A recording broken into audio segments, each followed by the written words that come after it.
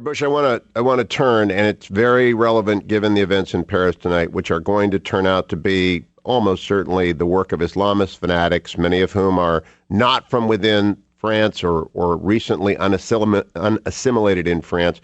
Peggy Noonan, in her most recent column, wrote, "The great enduring issue that divides the wise men, elders, and big donors of the GOP, and who are the natural protectors and supporters of the party's professional politicians, and the base, which is turning to the outsiders, is illegal immigration. The base hates it. The elders and donors vary in their support. Some accept it for practical reasons. Some are enthusiastic. Some are true open border ideologues. But they all support it. That taints their warnings to stick with politicians who know how things work. The party on this huge issue is split between the top, the affluent and the influential, and the bottom, the indignant, the worried, and the working class. And it's dogged your campaign." That's the end of quote. "It's dogged your campaign, Governor. What is the message that you want to give people about what we do in immigration in a dangerous world where people are not only worried about their jobs, they're worried about their security as they watch in Paris tonight?" Absolutely. And so we need to modernize our immigration system to bring it into the 21st century, which means that we need to pick who comes in. To simplify this, we need to pick who comes in. We have family preference on the legal side that drives 90% of legal immigration. And on the illegal side, we have no commitment by the federal government to secure our border or to deal with the extended visa stayers that make up 40% of all illegal immigrants. These are problems that could be solved if we have the will to do it. And we should, because we're never going to get to the point where immigration is going to have a positive economic effect until we fix the broken parts of our illegal immigration situation and the part of our legal immigration system that isn't generating economic activity. People are angry for good reason. I just argue let's fix it rather than just get into this vicious cycle where it becomes a wedge political issue each and every year. Now, Governor, I was thinking about preparing for the interview today, and I was going back over past campaigns, and your campaign reminds me in one crucial respect of the Romney campaign, but not the last Romney campaign, George Romney's campaign. He was crippled by one statement, his brainwashed statement, and you've got that infamous act of love phrase. Have you figured out how to deal with that yet? Because I was in Arizona last night, not Jeb Bush territory, and everybody brings that up, and they don't know what you meant, and they're afraid you're soft on the issue. I'm not soft. I've written a book 4 years ago. I've published a book with Clint Bolick, a solid conservative friend, and we outlined a conservative alternative. And the first and foremost thing that we proposed was controlling the border.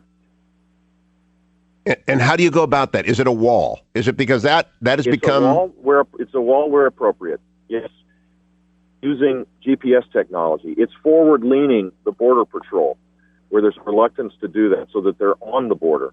It's creating cooperative arrangements with local and state law enforcement. Matter of fact, they're deputized so that they can be further eyes and ears so that we create a deterrent effect. This is not the most complicated thing in the world to do, but it has to be a comprehensive strategy. We need to have much more money spent on the visa overstayers, which comprise 40% of illegal immigrants. Other countries have figured this out. They have exit and entry biometrics that help them identify where people are, where they're staying. We just need to do this. We need an E-Verify system that has gotten improved, but needs to get even more so that employers know that they're hiring legal residents of our country. The solution to this is a comprehensive strategy, not feeding people's anger.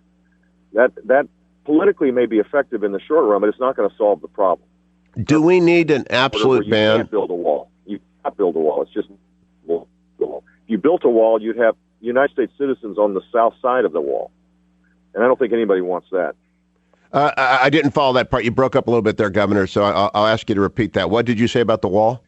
Well, I just said there are places on the border that are so rugged and so difficult that you can't build a wall. Okay. You could have circumstances where people are on the south side of the wall that are American citizens. Okay, now I got you. Now, is there a case for an absolute ban on people coming to this country who have been in the ISIS zone? I know some Americans have gone. Should we let them back? Should we let anyone? And this goes to Syrian refugees for whom my heart breaks, many of whom are Christians. But after an attack in Paris like this, don't we have to err on the side of exclusion as opposed to inclusion? Well, we're we're prepared to take a tiny fraction of the people that are coming, and they should be thoroughly screened for sure. But I think we need to be much more aggressive in moving to a legal immigration system that where we pick who comes, and it should be based primarily on the economic interests of our country that creates economic activity for all of us. That should be the highest priority of the legal system, and right now it's not. We have quotas by country. We have family petitioning being the driver of legal immigration.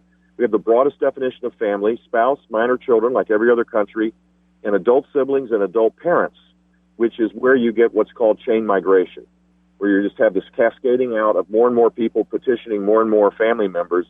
And the net result is we're not getting the economic benefit that we could, and we may not be doing the proper screening that we need to do. So can you escape the act of love comment that's been dogging the campaign? Can you somehow contextualize that and get back on? It's easy for me to do it in the sense, I'll tell you why I said it, because 99% of the people that come here do it because they want to put food on their family's table. They're doing it because they have no other option. And whatever their motives are doesn't change the fact that we need to control the border. But to disparage people's aspirations to make sure that their child gets a meal, I'm not going to do.